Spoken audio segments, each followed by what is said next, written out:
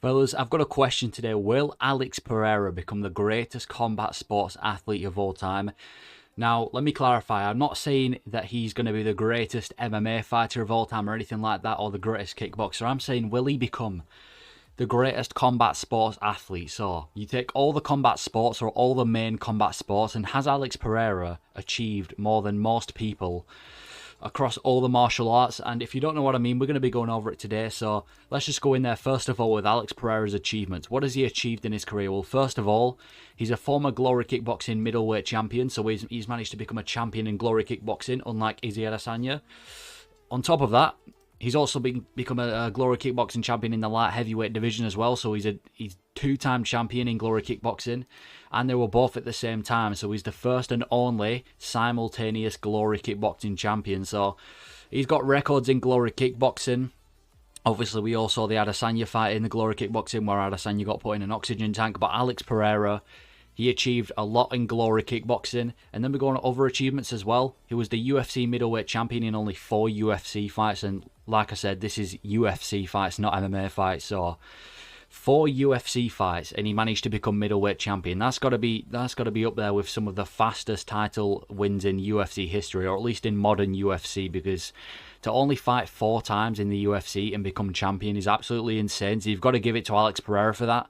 On top of that, he's also the first fighter to defeat Israel Adesanya in the middleweight division. Obviously, Adesanya's lost to Pereira, Strickland, and Jan Blachowicz. Strickland was after Pereira, and Jan Blachowicz was in the light heavyweight division. So, yeah, first fighter to ever defeat Adesanya in the middleweight division and in Glory. Well, and he also beat Adesanya in Glory Kickboxing as well. The record's still 3-1.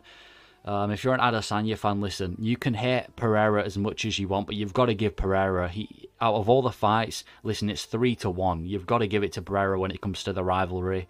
But yeah, the first fighter to defeat Adesanya in the middleweight division, and he's a potential light heavyweight champion. Only 7 UFC fights. I mean, he obviously was a middleweight champion, then he lost it to Adesanya again. Now we just got to win over Jan Blachowicz, and he's already going to be fighting for the light heavyweight belt in December. No, wait, what is it? November? I think he's on the November card against Yuri Prohaska. And by the way, that's going to be one of the best fights we've ever seen in the light heavyweight division. That fight is a banger.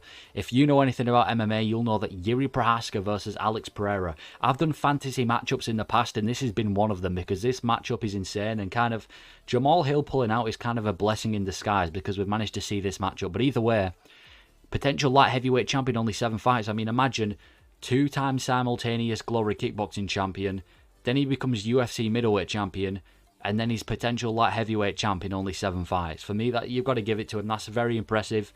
So already he's up there with some of the best achievements. The only person I can see coming close to Alex Pereira in terms of achievements across different martial arts is Henry Cejudo, because obviously he had his Olympic gold medalist in wrestling, and 2-time champion in UFC as well. Or was it 2-weight class champion, I mean. But either way, let's talk about his Glory Kickboxing career first of all. Now, he was a simultaneous champion, as we said before, the light middleweight division and the light heavyweight division.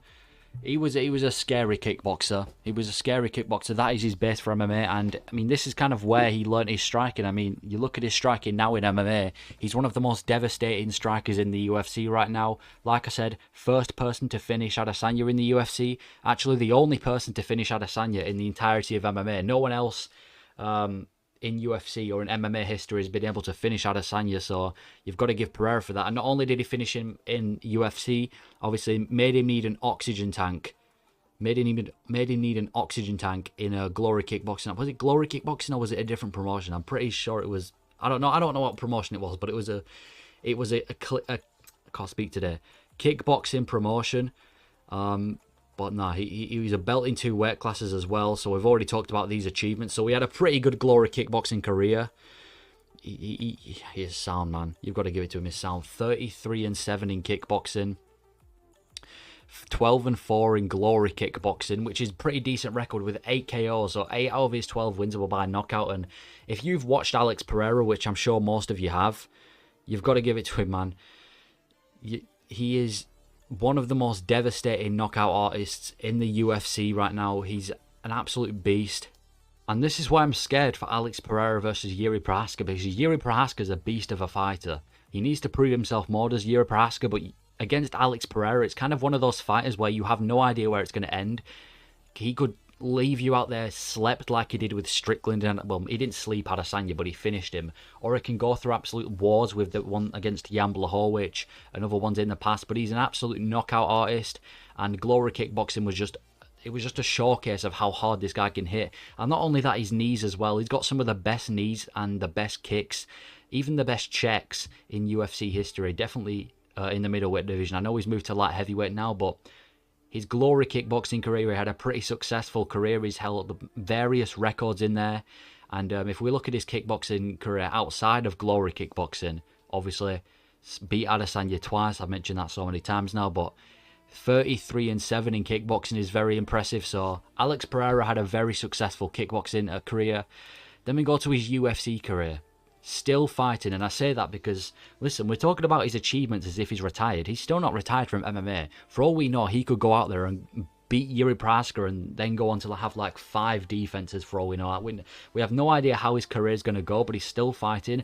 Personally, if I had to predict, I think he's going to beat Yuri Prochazka, probably in the later rounds, although Yuri Prochazka is an absolute beast. He's a dog. He's not Yuri Prochazka's a warrior, and this is what makes this fight so fun, man.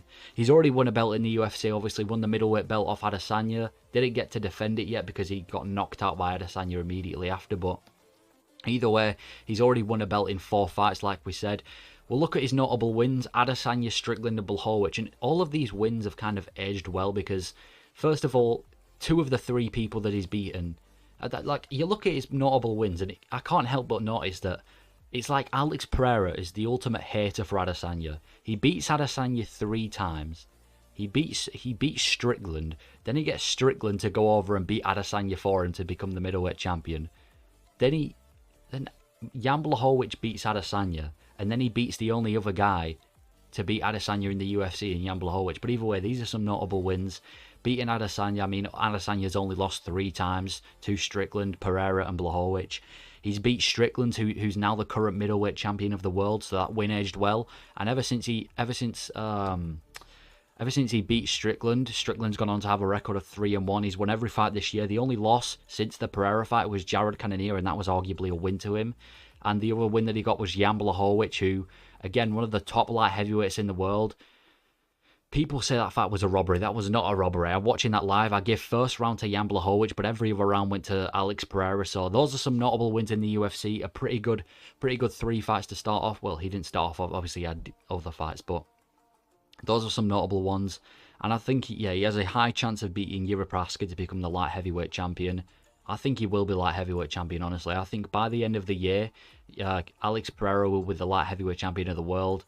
Well, by November, to be honest with you. And who knows who he's going to fight next, whether it's a fight with Jamal Hill. I think he beats Jamal Hill pretty easily. Whether it's the winner of Ankalaev versus Walker.